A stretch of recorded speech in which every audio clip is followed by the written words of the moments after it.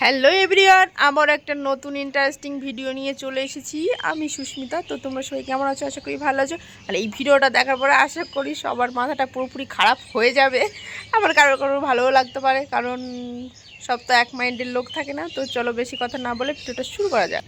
Hello বন্ধুরা, এখনকার যুগে কিন্তু ফলোয়ার্স বা সাবস্ক্রাইবার এমনি এমনি বাড়ে না। যারা দেখবে নর্মাল ভালো ভিডিও করে তাদের কিন্তু সাবস্ক্রাইবার বা ফলোয়ারের সংখ্যা কিন্তু সীমিত থাকে।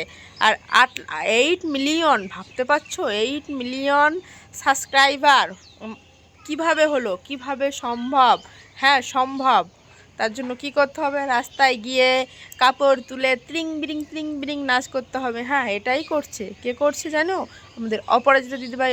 তার দেখা দেখি কিছু নিব্বা নিব্বি কাকিমারা জুটেছে। কাকিমা বলবো, কাকিমা না, অবশ্য জেঠিমা। জেঠিমা বললেও লজ্জা দেওয়া হবে, ঠাকুমার বয়সী প্রায়। তারাও কিন্তু তাই শুরু করেছে। মানে রাস্তার উপর হয়ে শুয়ে যে কি যে ডান্স, এদেরকে ঝাঁটাপিটা করা দরকার। ভাগ্যিস আমার সামনে পড়েনি, তা নাহলে ঝাঁটাটি পিটিয়ে একদম দূর করে দিতাম রাস্তা থেকে। রাস্তা না ডান্স করার না আমি ভুলিয়ে দিতাম একদম। মানে এদের সোশ্যাল মিডিয়ায় বাড়িতে মনে হয় হাগার জায়গা নেই, সোশ্যাল মিডিয়ায় হাগার জন্য পেয়েছে। মানে যা কিছু হবে সোশ্যাল মিডিয়া ছাড়া এখন তো টাকা ইনকামের জায়গা হয়ে দাঁড়িয়েছে।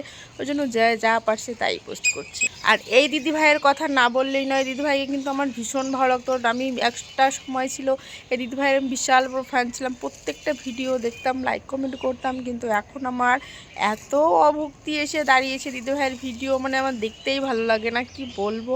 মানে প্রত্যেকটা ভিডিও দেখো, এখন বুক নাচানো ছাড়া আর কোনো কন্টেন্ট খুঁজে পাচ্ছি না। বুক নাচানো, কোমর নাচানো, এই হচ্ছে কন্টেন্ট। দিদিভাই বলছি আবারও নাচের ক্লাসে ভর্তি হও। আগে যা শিখেছিলে হয়তো এই ভাইরাল হওয়ার নেশা, সেটা ভুলে গিয়েছো। আবার নতুন করে ভর্তি হও, তবেই কিন্তু তুমি শিখতে পারবে।